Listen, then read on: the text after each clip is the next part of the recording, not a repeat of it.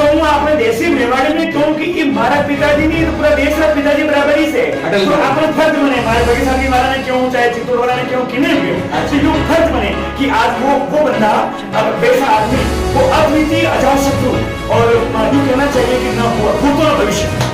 नमस्कार प्रहलाद जी।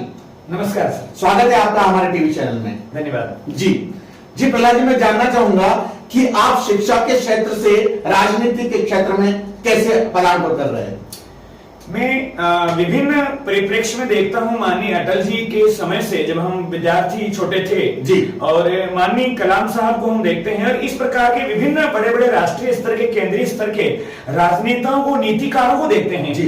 तो इच्छा होती है कि क्यों नहीं एक वकील, एक डॉक्टर, तो क्यों नहीं एक शिक्षक अगर राजनीति में आकर के, क्योंकि मिथ्या धारणाएं चलती हैं कि राजनीति गंदी है, लेकिन अगर उसको तोड़ करके अगर हम शिक्षकत्व के गुण को अगर राजनीति में डाल करके अगर अच्छा कार्य किया जाए तो मैं सोचता हूं कि एक नव भारत का निर्माण किया जा सकता है। जी प्रहलाद जी, सबसे पहले मैं आपसे एक बार थोड़ा छूट गया था, पूछना चाहूंगा कि आपका वर्तमान परिचय क्या है?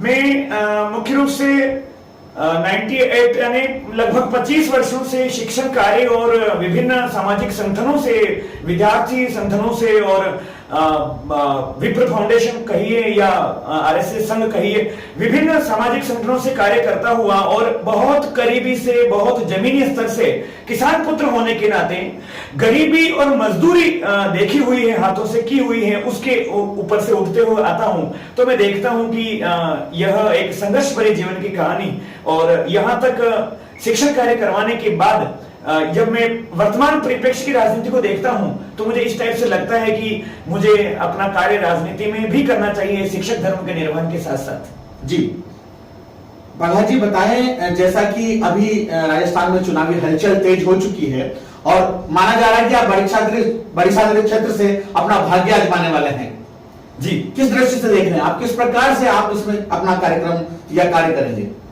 मैं जहां मेरा जन्म स्थान है डुंगला के पास कटेरा गांव से, तो मैं विद्यार्थी जीवन से, मजदूरी से लेके, कृषि के कार्यों से लेके, पैदल स्कूल जाना, मूलभूत सुविधाएं नहीं होना, उस समय से लेकर के आज 2023 का युवा और किसान जो पीड़ित हैं, वो संकोच करता है कि मैं एक निर्वाचित राजनेता से कैसे मिलूं, एक ब्यूरोक्रेट से कैसे मिलूं, एक डर होता है, एक खौफ होता है, एक प्रतिस्पर्धा होती है कि मैं उस समय भाई साहब से नहीं मिला तो अब मैं उनसे किस दृष्टि से मिलूं, तो एक जो अदृश्य छद्म डर बना हुआ है उसका स्वच्छीकरण करके आम जनता की निर्वाचन के बाद एक निर्वाचित जनप्रतिनिधि तक उसकी भागीदारी, एक भ्रातृत्व भावना और नजदीकी बढ़े और उसकी समस्या को उसी समय भ्रष्टाचार के उन्मूलन के साथ उसकी समस्या का समाधान हो, ऐसी ही कुछ चीज बड़ी साली में चल। भारतीय जनता पार्टी ने आज अपनी पहली लिस्ट जारी कर दी है जिसमें 41 लोगों के नाम दावेदारी के रूप में प्रस्तुत किए हैं। आपको क्या लगता है कि आपको पार्टी टिकट दे देगी? अभी आज जो लिस्ट आई है वो सुनिश्चित सीटों वाली लिस्ट, जो बहुत ही केंद्रीय स्तर पे आत्ममंथन के बाद निकल करके आई है, लेकिन जल्दी ही तीसरी या दूसरी लिस्ट में बड़ी सारी विधानसभा के संबंधित जो नाम चल रहे हैं, लोकतांत्रिक प्रक्रिया से सभी को अपने दावेदारी करने का हक है जी, लेकिन जो जनता के मध्य रहता हूं और जमीनी स्तर पे सारी समस्याएं गांवों के चबूतरों पर लोगों के मध्य बैठ करके गरीब, किसान, मजदूर, हर वर्ग, विशेषकर युवा जो बदलाव चाहता है 2023 में, उनकी भावनाओं को हाथ में रख करके अगर मैं चलता हूं तो मैं देखता हूं कि मुझे अवसर मिलेगा और मैं श्रेष्ठ कार्य करके दिखाऊंगा। जी प्रहलाद जी, बड़े बड़े नेता धनबल और बाहुबल से चुनाव लड़ते हैं और लाइन में लगे हुए हैं, कतार में लगे हुए हैं, सभी अपना भाग्य आजमा रहे हैं, काफी ने आजमा चुके हैं, आप भी इस लाइन में लग रहे हैं, किस दृष्टि से देखते हैं इसको आप? लोकतंत्र में अनेक उदाहरण हैं। पिछली 2 लोकसभाएं हुई, पिछली 2 विधानसभाएं हुई, जिनके अंदर बहुत बदलाव आया है। माननीय मोदी जी जब आए हैं तब से ऐसे लोगों को पद्म पुरस्कार से लेकर के लोकतांत्रिक प्रक्रिया के अंदर संसदीय लोकसभा के चुनाव, राज्यसभा के और विधानसभा के, जिला परिषद के विभिन्न चुनावों में उस व्यक्तियों को भी स्थान मिला है जो बिल्कुल नीतिगत और लोकतांत्रिक और गरीबों के हित में कार्य करने के लिए सदैव आगे आता है, उसको मोदी जी उठा के ले आते हैं। और ऐसा हम वैश्विक लेवल पे भी उनकी छवि देखते हुए राष्ट्रीय और जिला स्तर पर हम देख रहे हैं कि मोदी जी ऐसे व्यक्ति को ढूंढ रहे हैं। तो निस्संदेह अपने प्रयास भी कामयाब होंगे। ऐसी ही भावनाओं के साथ कार्य में संलग्न हो, जोश ऊर्जा के साथ। आप प्रहलाद जी बताएं कि जिस प्रकार से आप कह रहे हैं और आपके परिवेश से लग रहा है कि आप भगवा राजनीति से संबंधित हैं। भगवा राजनीति जो आप किस दृष्टि से, किस परिप्रेक्ष्य में भगवा राजनीति को राजस्थान में देखना चाह रहे हैं? इसको भगवाकरण या अन्य शब्द प्रयोग करें, तुष्टिकरण, या लेकिन संवैधानिक दृष्टि से एक हिंदू विचारधारा से समर्थन करता आया हूं। तो जो संघ परंपरा से मानसिक पोषण होता आया है, आत्मिक पोषण होता आया है, तो उसी परंपरा का निर्वहन करते हुए जमीनी स्तर पर हर व्यक्तियों से, क्योंकि संघ और सनातन ये चाहता है कि हर मजहब, हर धर्म और हर व्यक्ति को, संघ चाहता है कि हर मजहब कार्य करें, संवैधानिक दृष्टि से अपने कार्य करें, सभी का अपना अपना स्थान है, हर जाति का महत्व है, हर जाति के सम्मान की दृष्टि को देखते हुए मैं समरसता की भावना को लेकर के समक्ष हाजिर होना चाहता हूं। आपने अभी तक पार्टी के लिए या पार्टी के लिए, भाजपा के लिए ऐसे क्या कार्य किए जिससे जनता आपको चुनेगी? अभी पिछले 3 वर्षों से मैं संघ में पूर्ण सक्रिय रूप से स्वदेशी जागरण मंच में विभाग संयोजक के दायित्व का निर्वहन कर रहा हूं। विभिन्न कार्य किए हैं। मोदी जी का सपना और संघ का सपना स्वावलंबी भारत बने, उसके बारे में पिछले 5 वर्षों से कार्य कर रहा हूं, दायित्व लेकर के, और दायित्व का निर्वहन कार्य कर रहा हूं ताकि जॉब प्रोवाइडर बने, न कि जॉब सीकर बने। तो एक रोजगार सृजन केंद्र भी हमारे विद्यालय में खोल रखा है पूरे जिले का। और उसके पहले भाजपा की जिला कार्यकारिणी में शिक्षक प्रकोष्ठ का जिला अध्यक्ष होने के नाते मैंने 3 वर्ष कार्य किया है। और उसके पहले जो अवसर मिले हैं, संघ पृष्ठभूमि में जो भी दायित्व मिले उसका निर्वहन करता आया हूं। इस दृष्टिकोण से मुझे संकेत मिले हैं कि आपको स्वच्छ राजनीति की दृष्टि से आप जैसे बुद्धिजीवी वर्ग को आना चाहिए। इसी वजह से मैं हिम्मत जुटा करके संकेत के द्वारा मैं मैदान में आया हुआ हूं।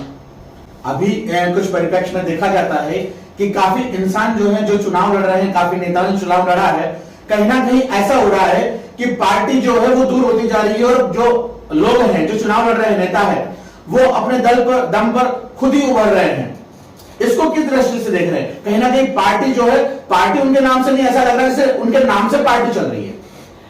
यह एक कुछ लोगों की मिथ्या धारणाएं हैं जिसको अपन अति विश्वास, ओवर कॉन्फिडेंस कह सकते हैं। पार्टी आदेश करेगी उस हिसाब से समस्त कार्यकर्ताओं को फूल को आधार मान करके, जैसा कि मोदी जी चित्तौड़ में पधारे थे और उन्होंने कहा था कि हमारा निशान फूल है, उसको आधार मान करके हम लोगों को जो तारीख निश्चित की गई है 17 नवंबर, उस तारीख के दिन हमारे को फूल को एक प्रकार से कमल खिलाना है। आप कहीं ना कहीं मानते हैं कि पूरी जो जनता है या भाजपा जो है पूरी मोदी जी के पीछे चल रही है? मोदी जी अर्थात फूल, अर्थात पूरे विश्व की सबसे बड़ी पार्टी भारतीय जनता पार्टी निसंदेह कहीं न कहीं आज वैश्विक मंच पे G20 के उदाहरण में कहीं न कहीं मोदी मोदी अगर नमो नमो हो रहा है, तो मैं मानता हूं कि वर्तमान परिदृश्य में यूथ बहुत प्रभावित है। तो अगर मैं एक सामान्य कार्यकर्ता अगर कार्य में आगे आता हूं और प्रेरणा उनसे मिलती है, तो मैं मानता हूं कि मेरे लिए और सारी जनता के लिए बहुत अच्छा है। आप वो जनता जो है वो मोदी से इतनी प्रभावित क्यों है? ऐसे क्या कार्य जो मोदी जी ने कर दिए कि मोदी जी को फिर से चुना जाना चाहिए और राजस्थान में भाजपा की सरकार बननी चाहिए? राजस्थान में बनेगी, 2024 में लोकसभा में मोदी ही आएंगे, क्योंकि मोदी जी के द्वारा बोल्ड निर्णय, विद्यार्थियों के रोजगार के निर्णय, मूलभूत ढांचागत विकास, चाहे सड़क मार्ग का मार्ग का हो, रेल मार्ग का हो, या जो भी विदेश नीति हो, जिसका उदाहरण G20 पर समस्त 193 देशों की मुख्य सहमति, हिंदी में संबोधन होना और भारत का लिखा जाना, ऐसे विभिन्न प्रकार के धर्मनिरपेक्षता को दर्शाते हुए, असंप्रदायवाद को दर्शाते हुए और वैश्विक स्तर पे जमीनी लेवल से लेकर के सभी वर्ग को साध करके जो इतने उदाहरण विकास के प्रस्तुत हुए हैं, तो निसंदेह मोदी अपने आप में एक भाजपा का पर्यायवाची है ही है। और यूथ का मन जीता हुआ है और किसानों का मन जीता हुआ है। आज सेना के हमारे पूरे हम निर्भय होकर के सो रहे हैं, क्योंकि आज हमारी सेना को सशक्त ऑर्डर का इंतजार है। और अगर बात कहना तो नहीं चाहिए, लेकिन सारी आप ही के मीडिया के द्वारा हल्ला हो रहा है कि पीओके हमारे होने वाला है। जी प्रहलाद जी बताएं, मोदी जी राजस्थान के अंदर मोदी जी ने एक धमाका तहलका कर दिया। वंदे भारत ट्रेन जो है वो राजस्थान में शुरू कर दी, काफी सारे शहरों में शुरू हुई है। और जब मोदी जी राजस्थान के अंदर वंदे भारत ट्रेन शुरू करते हैं और जब वो चित्तौड़गढ़ पहुंचती है, उस ट्रेन के साथ में हादसा होने लगता है। पिछले दिनों ऐसा हुआ है और मोदी जी जब 2 अक्टूबर को चित्तौड़गढ़ का प्रस्तावित दौरा रहता है, जनता के बीच में रहते हैं, और उसी दिन 2 अक्टूबर गांधी जयंती के दिन जब मोदी जी जनसभा को संबोधित कर रहे होते हैं और वंदे भारत ट्रेन के साथ में फिर एक हादसा कार्य करने की जो कांड किया जाता है, उसको किस दृष्टि से देखते हैं? कहीं ना कहीं क्या मोदी को नुकसान पहुंचाने की कोशिश की जा रही है या मोदी जी को रास्ते से हटाने की कोशिश की जा रही है? निसंदेह कार्य करेंगे तो आलोचना होगी, टिप्पणी सकारात्मक हो चाहे नकारात्मक होगी, अच्छे कार्य किए जाएंगे तब। तो कहीं ऐसी कोई चीज होती है और कुछ प्रायोजित शक्तियां इस कार्य को करने के लिए, कार्य करने के लिए अगर प्लान रहती है, लेकिन फिर भी वो कार्य में अगर सफल नहीं हो पाते हैं, तो यह तो एक घटनाक्रम है, होता आया है। लेकिन विषय यह है कि राजस्थान में वंदे भारत ट्रेन का और चित्तौड़गढ़ में होने का ये अपने आप में बहुत ही गौरव का विषय है मेवाड़ के लिए, कि मेवाड़ के समस्त स्टेशन पर अगर ये चीज मिलती है तो अपने आप में एक बहुत बड़ी उपलब्धि है कि वो दूरियां जो पहले हुआ करती थी कि दिल्ली से जो भी चीज आती शायद कई वर्षों बाद जमीन पर आ पाती, लेकिन आज वहां हो रही है और उसी के कुछ ही पलों बाद, घंटों बाद यहां आ रही है। तो ये अपने आप में चित्तौड़ के समस्त 5 विधानसभाओं के लिए गौरव का विषय। प्रहलाद जी, आप किसान क्षेत्र से हैं, बड़ी सारी एक बाहुल्य है जहां किसान काफी मात्रा में खेती करते आते हैं और आपके क्षेत्र में बड़ी काले सोने की खेती होती है, अफीम की खेती होती है। डोडा चूरा और अफीम का मुद्दा छाया रहता है, काफी समय से जो है अफीम किसान धरना लगाए रहते हैं, केंद्र में भी जाते हैं और ऐसा लगा है उनकी बातें नहीं सुनी जाती। ऐसे उन्होंने कई बार जिला हेडक्वार्टर पर भी धरने प्रदर्शन किए हैं और वो मोदी से मिलने तक दिल्ली तक गए हुए हैं। डोडा चूरा और अफीम नीति को लेकर आप क्या कहना चाहेंगे? बिल्कुल, यह वेदना बड़ी किसान पुत्र होने के नाते मुझे आपने दलित कर दिया। इसमें वो मुझे दुख के दिन याद आते हैं कि जब खेत में कार्य करना और पढ़ाई को करना और परिवार की देख रेख और माँ पिताजी के साथ तारतम्य करना और अफीम के लाइसेंस और सामान्य फसल, ओलावृष्टि, विभिन्न आपदाएं प्राकृतिक आने पर वो किसान की पीड़ा किसान ही जानता है। और उस दृष्टि में जो ये अफीम का जो चल रहा है उसमें सीपीएस पद्धति का होना, बिना ट्रेनिंग के मार्फिन का निकलवाना और जो तोल और उसके भाव का निर्धारण होना और उपयुक्त दाम का नहीं मिलना और बिना ट्रेनिंग किए उत्पादन नहीं देना पर पट्टे के कट जाना, ये एक किसान के लिए बहुत बड़ी पीड़ा का विषय है। इसमें तो निसंदेह समस्त सरकारों को मिलकर के किसानों की सहायता करनी चाहिए। राजस्थान में धार्मिक मुद्दे, गुंडागर्दी और माफिया राज काफी हावी होता जा रहा है। धार्मिक मुद्दों को लेकर कहीं ना कहीं हिंदुत्व के मुद्दे पर लेकर ऐसा माना जा रहा है कि कहीं ना कहीं सरकार उनको हिंदुत्व को रोकने का काम कर रही है। काफी जगह ऐसे कांड कारित हुए हैं राजस्थान के अंदर, उसको किस दृष्टि से देखना चाहते हैं आप? क्या कहना चाहेंगे उस बारे में? भारत की संवैधानिक दृष्टि में धर्मनिरपेक्षता को ध्यान में रखते हुए हर व्यक्ति का धर्म और मजहब अपना अपना स्वतंत्र मानने का अधिकार है। वो उनका माने लेकिन दूसरे में हस्तक्षेप नहीं करे, यह संविधान भी परमिशन नहीं देता है और हमें वो भी नहीं करना चाहिए, ताकि एक स्वच्छ और स्वतंत्र लोकतंत्र का निर्माण हो सके और लोकतंत्र पोषित हो सके।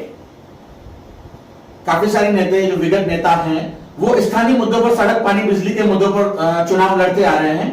क्या आप भी ऐसे ही जो नॉर्मल मुद्दे जो हैं जनता के बीच में, क्या आप उन्हीं मुद्दों के ऊपर अपना चुनाव लड़ेंगे या उनके या आपके कोई विशेष मुद्दे होंगे जिससे जनता आपको वोट दे और जिताए? बिल्कुल सही कहा आपने। इसमें ये मूलभूत मुद्दे आम मुद्दे हैं, ये जो समस्याएं तो दूर होनी ही चाहिए, लेकिन वर्तमान 2023 के चुनाव का अहम मुद्दा है भ्रष्टाचार जी। आज जमीन से लेकर के गरीब परिवार से आता हूं, मजदूरी और खेती करके, शिक्षार्जन करके आगे बढ़ के कार्य करता हूं, तो देखता हूं कि जगह जगह पर कहीं न कहीं कुछ लिए दिए बिना काम नहीं होता है। उस भ्रष्टाचार का उन्मूलन हो ताकि आज के मेरी युवा पीढ़ी को रोजगार मिले, उनको नौकरी मिले सरकारी, उनको स्वरोजगार मिले और आज जो बेटियां सुरक्षित नहीं हैं राजस्थान के अंदर, उनको अपनी सुरक्षा प्राप्त हो और वो अपने आगे बढ़े। और आज जो नारी शक्ति वंदन बिल पास हुआ है, यानी लोकतंत्र की और भारत देश की आधी आबादी मातृशक्ति का वंदन हुआ है लोकसभा के अंदर, उसको पुनः सम्मान राजस्थान के अंदर भी मिले। इन्हीं मुद्दों को लेकर के मैं कार्य करूंगा। बाकी आम मुद्दे सभी लेते हैं, आम मुद्दे सभी लेते हैं, सड़क पानी बिजली का। क्या आपके क्षेत्र में ये सारे मुद्दे शॉर्ट आउट हुए? ये जो आपको क्या लगता है, होता है क्या ऐसा? वो मुद्दे पिछले 3 चुनावों में भागीदारी प्रत्यक्ष अप्रत्यक्ष में जनता से मिल रहा हूं, देख रहा हूं, प्रचार प्रसार मंच संचालन विभिन्न कार्यक्रमों में। लेकिन ये आम मुद्दों पे चर्चाएं होती है, लेकिन समस्याएं यथावत दृष्टिगत हो रही हैं, आप अदरवाइज नहीं लेवे। लेकिन अभी 2023 का युवा कुछ और मांग रहा है, 2023 की मातृशक्ति कुछ और मांग रही है। वो रोजगार मांग रही है, वो सुरक्षा मांग रही है। और युवा रोजगार मांग रहा है, युवा जो प्रोवाइडर बनना चाहता है, युवा शिक्षा चाहता है, डिजिटल इंडिया चाहता है। और वो चीज देने के लिए, भ्रष्टाचार के उन्मूलन के लिए मुझे आने के लिए साहस मिलता है युवाओं के द्वारा, इसीलिए मैं हाजिर होना चाहता हूं। सरकार तो फ्री की योजनाएं चला रही है, काफी सारी फ्री की चीजें बांटी जा रही है, फ्री फ्री फ्री फ्री करके काफी सारी चीजें निःशुल्क करके।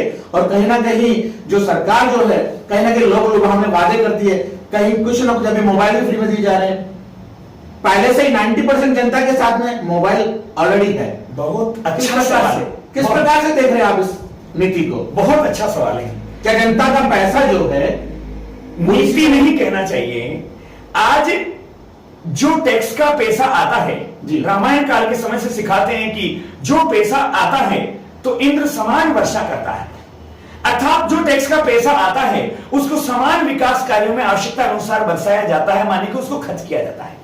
लेकिन इसमें जब बात आती है तो यहां पर जो नीतियां बन रही है आज जिन जिन राज्यों के अंदर, इसमें मेरे निजी मतानुसार और केंद्रीय लेवल के और बड़े, या जो अटल जी या माननीय कलाम साहब, शिक्षा, स्वास्थ्य, कानून ये फ्री में कर दीजिए, बाकी सारे कार्य अपने आप हो जाएंगे। ये अन्य लोक लुभाव ने जो दे करके हमें आलसी और अकर्मण्य बनाया जा रहा है, जो बिल्कुल कतई ठीक नहीं है। शिक्षा, स्वास्थ्य और कानून आप फ्री में दे दीजिए, समस्त चीजें अपने आप सेट हो जाएंगी।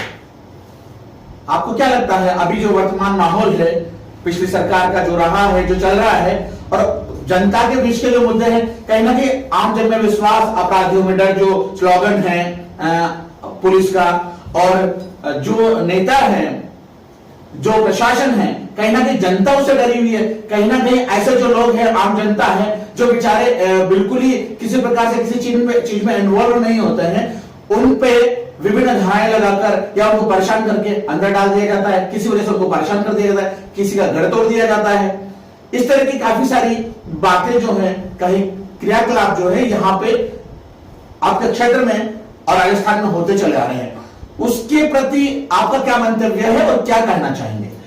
यह एक ज्वलंत पिछले 5 वर्षों से निसंदेह जो सरकार के द्वारा हुआ है। आज आम नागरिक डरा हुआ है।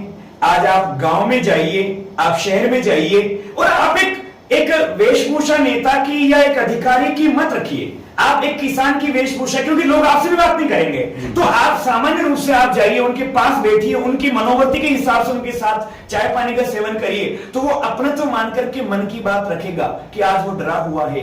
आज उसके साथ निर्वाचन के बाद कौन क्या कारित घटना करेगा, उसको वो अंदर से डरा हुआ है।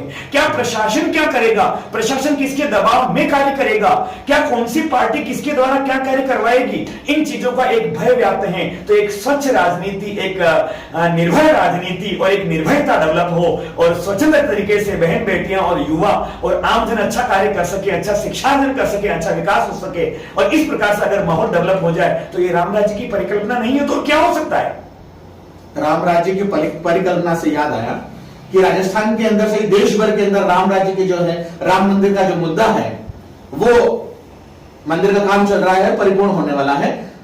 जनता के बीच से काफी सारी ऐसी बातें भी आई है कि राम मंदिर का जो मुद्दा वर्षों पुराना चला आ रहा था, लेकिन कभी हुआ नहीं है, और मोदी राज में वो संभव हो पा रहा है।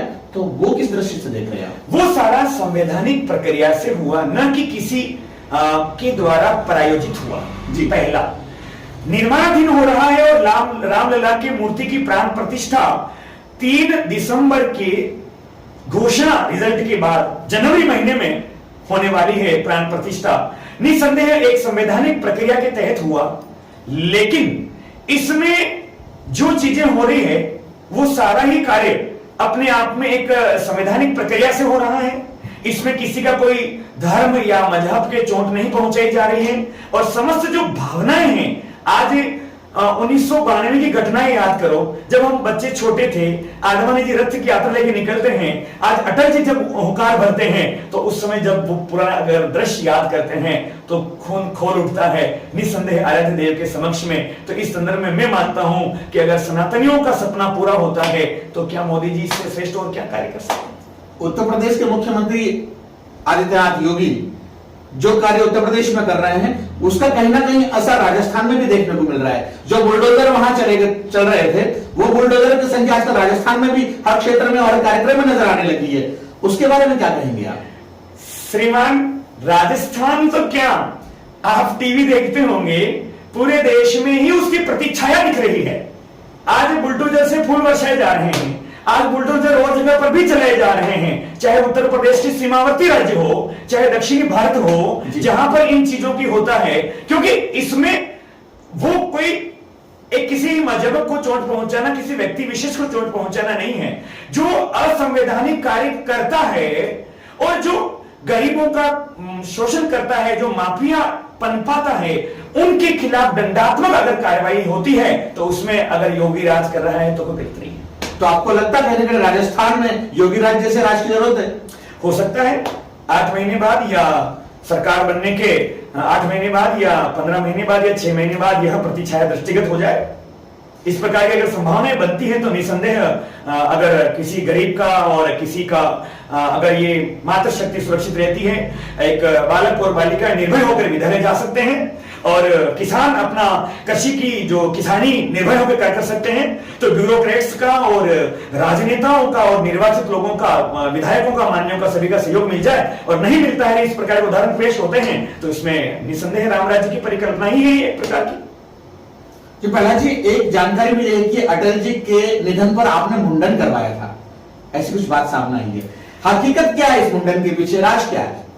विद्यार्थी जीवन में गरीबी से गांव में 5वीं तक का स्कूल था और 8वीं तक अन्य स्कूल में जाना और फिर 10वीं तक अन्य गांव में जाना और 12वीं के लिए अन्य गांव में जाना और प्रेरक जीवनियां पुस्तकें चलती थी, तो वहां से देशभक्ति की प्रेरक पाठ्यक्रम होता था।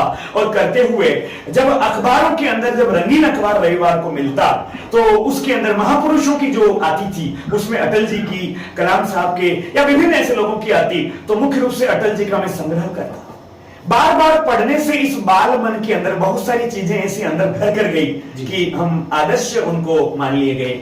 और जब उनका आज उन्होंने, चाहे इमरजेंसी का काल हो, चाहे प्रारंभिक उनकी सरकार गिरती है और 2 ही लोकसभा सदस्य हो, ऐसे विभिन्न प्रकार से अगर उन्होंने एक कवित्व उभरता है या भारत रत्न उभरता है और एक अटल के रूप में अटल होता है, तो उसी धारणा, उसी प्रेरणा को लेकर के एक मन में ऊर्जा उत्पन्न होती है कि अगर हमारे राष्ट्र पिता शब्द कहूं या राष्ट्र के महापुरुष कहूं या राष्ट्र के महान नेता कहूं या महान कवि कहूं या मनीषी कहूं, जो उपाधियां दे उसमें पूर्ण रूप से खड़े उतरते हैं और अजात शत्रु हैं। उनके विरोधी पार्टी वाले भी शत्रु नहीं है, क्योंकि जब कांग्रेस की सरकार थी तो यूएनओ में हिंदी में भाषण देने के लिए वो अपना प्रतिनिधि अगर अटल जी को भेजते हैं तो वहां पर वो अजात शत्रु घोषित होते हैं। ऐसे महान अटल जी का जब निधन होता है तो मेरा हृदय होता है। और 16 अगस्त को जब निधन होता है तो राजस्थान की अस्थि कलश सभी जिलों में होकर के त्रिवेणी संगम डूंगरपुर बांसवाड़ा संधि स्थल पर बेनेश्वर धाम के वहां अस्थि कलश विसर्जन होता है। तो हार्दिक इच्छा होती है वहां पर माननीय पूर्व गृह मंत्री और वर्तमान आसाम के राज्यपाल गुलाब चंद जी कटारिया साहब, कनकमल जी कटारा साहब और 4 सांसद और 10 से 12 एमएलए और 10,000 की पब्लिक के मध्य में मैंने एक देश के कर्णधार और आधुनिक भारत के निर्माता के रूप में अगर बात कहूं जाए तो मैंने केश मुंडन करा करके मैंने मेरी श्रद्धांजलि उनको वहां अर्पित की थी। और गांव में मैंने बैठक रखी 12 दिन तक, और जब शोक निवारण सभाएं हुई तो लगभग 5000 लोगों के आसपास समस्त जनप्रतिनिधि, समस्त पार्टियों के, समस्त धर्मजनों के और समस्त संगठनों के, और जातिवाद कुछ भी नहीं, और लोगों का एक शांति भोज का आयोजन और जाजम बैठ के जो अपने मेवाड़ परंपरा में पगड़ी दस्तूर करके उनका करते हैं वो कार्य करके, तो उससे मुझे एक अच्छा लगता है, एक आत्मसंतुष्टि होती है। इसी के तहत ये कार्य हुआ था। जैसे लोग बाग हमारे सर्कल के अंदर जैसे पिता के निधन होने को करते हैं, वैसे कार्यक्रम आपने आयोजित किया। तो હું આપણે દેશી મેવાડ में क्यों कि ये मारा पिताजी नहीं तो पूरा देश रा पिताजी बराबर ही से, तो आपने फर्ज बने मारे बड़ी साहब की वाला ने क्यों, चाहे चित्तौड़ वाला ने क्यों, किने क्यों, तो ये फर्ज बने कि आज वो बंदा, अगर वैसा आदमी, वो अद्वितीय अजात शत्रु, और यूं कहना चाहिए कि न हुआ भूतो न भविष्यति। अच्छा, तो आप कहीं ना कहीं अटल बिहारी वाजपेयी के नक्शे कदम पर चलेंगे, या अपनी राजनीति को उस लेवल पर ले जाना चाहेंगे, या उस नजरिए से देख रहे हैं? एक शिक्षक हूं, कवि हृदय हूं, भावुक व्यक्ति हूं, ऐसे ही प्रेरणा स्रोत मिले हैं, तो मैं मानता हूं कि चले वेती संगठन गढ़े चलो, आगे बढ़े चलो, और जो अवसर मिलेगा भारत माता के लिए कार्य करेंगे। आपने बताया कि आप 25 साल से अप्रत्यक्ष रूप में राजनीति में रहे हैं, क्या कहेंगे इस बारे में? विद्यार्थी जीवन ओजस्वी, तेजस्वी, और जो अवसर मिला संघ परंपरा के द्वारा विभिन्न आश्रम में रहकर के मेरी पढ़ाई लिखाई हुई, और विभिन्न संगठन और विभिन्न बुद्धिजीवियों से मिलना जुलना हुआ, तो उस दौरान से मानसिक पोषण और आत्मिक पोषण के द्वारा इन 20 से 25 वर्षों तक कहीं न कहीं अप्रत्यक्ष प्रत्यक्ष संगठनों के साथ जुड़ करके कार्य करते हुए मैं मानता हूं कि आज विधानसभा में ही नहीं, आज विधानसभा के समस्त जनप्रतिनिधि, ग्रामीण स्तर, एक जमीनी स्तर से लाड़ प्यार स्नेह अपार मिल रहा, समूचे जिले में मिल रहा, तो मैं हिम्मत जुटा पाता हूं कि मुझे कहीं न कहीं शिक्षा के साथ साथ अगर मुझे सेवा करने का अवसर मिलता है संवैधानिक प्रक्रिया के तहत, तो मुझे कार्य करना चाहिए। कई नेता बनने के बाद में, अधिकारी बनने के बाद में नेताजी जो है वो अपने ऑफिस में या अपने घर पे चले जाते हैं, जनता के बीच जाने का मौका नहीं मिलता, और मौका मिलता भी है तो इतने वो जनता के बीच नहीं रहते हैं। ये एक मुद्दा छाया रहता है, हमने काफी जगह देखा भी है। आप इसको किस नजरिए से देखेंगे? आपके मंच से उसको रिकॉर्डिंग को यथावत रखें, और दर्शकों को अवगत होना चाहिए कि यह प्रहलाद शर्मा किसान पुत्र है, और किसान के साथ बैठ करके सदैव बात करेगा, और किसान की सारी समस्या को उसी समय समाधान करके देगा, और अगर ऐसा नहीं होता है तो मैं इस्तीफा दे दूंगा। निर्वाचन हो या नहीं हो, टिकट मिले या नहीं मिले, मुद्दा ये नहीं है, मुद्दा अनवरत एक किसान गरीब घर से उठा होने की वजह से उनका सेवा कार्य करना मेरा दायित्व है और रहेगा। कहीं ना कहीं आप ये कहना चाह रहे हैं कि 365 दिन आप जनता के बीच रहेंगे? बिल्कुल रहेंगे, क्योंकि सार्वजनिक जीवन में जब आए हैं तो अनेकों चीजें रहती है, तो सार्वजनिकता उज्जवल और स्वच्छ और स्वच्छंद होनी चाहिए। ये थे हमारे बीच में प्रहलाद जी शर्मा, चित्तौड़गढ़ से, जो बड़ी साली विधानसभा क्षेत्र से अपनी दावेदारी प्रस्तुत कर रहे हैं। ये आने वाले चुनाव में जनता के बीच 365 दिन रहेंगे, इनका कहना है, और अटल बिहारी वाजपेयी के नक्शे कदम पर चलते हुए ये सारा कार्य उसी परिप्रेक्ष्य में करेंगे, और जनता के बीच जनता के हितों के लिए काम करेंगे, और ऐसा काम करेंगे जो आज तक किसी ने नहीं किया है। इसी के साथ मैं दुर्गेश कुमार लक्ष्कर, प्रहलाद जी धन्यवाद आपका, बहुत बहुत धन्यवाद।